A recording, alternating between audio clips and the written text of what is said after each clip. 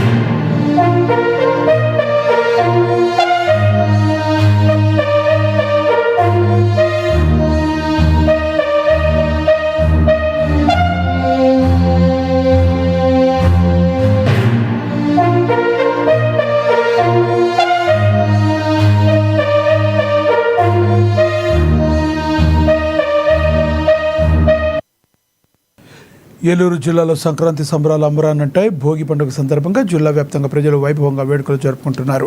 ఇదే విషయానికి సంబంధించి మా ఏలూరు ప్రతినిధి విజయ్ కుమార్ అందిస్తారు ఫోన్ ద్వారా. విజయ్ కుమార్, ఏ విధంగా జరుగుతున్నాయి సంక్రాంతి సంబరాలు అక్కడ? మీ దగ్గర ఉన్న సమాచారం ఏంటి?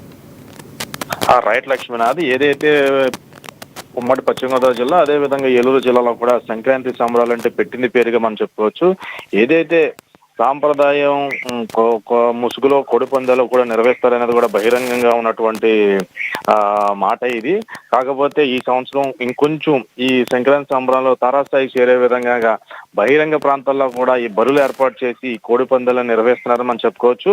అయితే ముఖ్యంగా మొదటి రోజు అయినటువంటి ఈ భోగి పండుగ రోజు మొదలైనటువంటి ఈ కోడిపందాలు భోగి, సంక్రాంతి, కనుమ, ముక్కనుమ రోజు 4 రోజులు కూడా అంగరంగ వైభవంగా కోడిపందాలను అయితే ఈ నిర్వాహకులు నిర్వహిస్తారని చెప్పుకోవచ్చు. ఏదైతే కోడిని గత 6-5 నెలల నుంచి కూడా ఏదైతే ఒక యుద్ధానికి ఒక సైనికుని ఏ విధంగా తయారు చేస్తారో అదేవిధంగా కోళ్ళను కూడా అనేక శిక్షణ, అదేవిధంగా అనేకమైనటువంటి మంచి ఆహారాన్ని కూడా అందించి కోడిపందాలలో పాల్గొనడానికి కూడా కోళ్ళు తయారైతే చేస్తారు. అంటే సుమారు కూడా ఇప్పటికే దరిదాపులో కూడా ఒక 60-70 నుంచి ఒక 100 కోట్ల వరకు కూడా ఇప్పటి వరకే కోడిపందాల్లో చేతులు మారినాయని చెప్పుకోవచ్చు. అంటే ముఖ్యంగా ఈ ఉభయ పశ్చిమ గోదావరి జిల్లా అదేవిధంగా ఏలూరు జిల్లాలో ఉన్నటువంటి చింతలపూడి, జంగారెడ్డిగూడెం, పోలవరం, అదేవిధంగా నూజివీడు, కైకలూరు ప్రాంతాల్లో కూడా సుమారు వరకు 100 బిర్లు వేసి ఈ కోడిపందాలు నిర్వహిస్తున్నామని చెప్పుకోవచ్చు. ఈ కోడిపందాలతో పాటు కూడా అక్కడ గుండాట, పేకాట, అదేవిధంగా మద్యం కూడా ఏర్లే పారుతుందని మనం చెప్పుకోవచ్చు.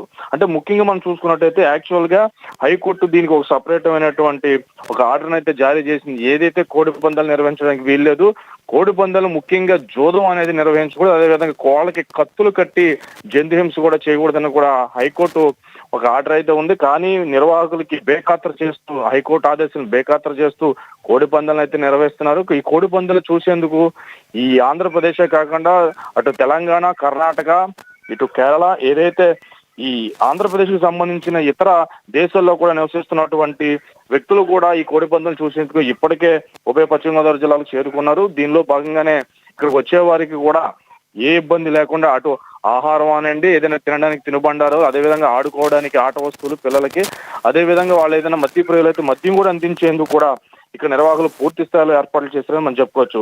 ఏదేమైనప్పటికీ ఈ 3 రోజులు కూడా దరిదాపులో ఒక 500 కోట్ల రూపాయల వరకు ఈ కోడిపందాల మీద చేతులు మారే అవకాశాలు అయితే మనకు కనబడుతున్నాయి. లక్ష్మీనాథ్. Thank you Vijay Kumar.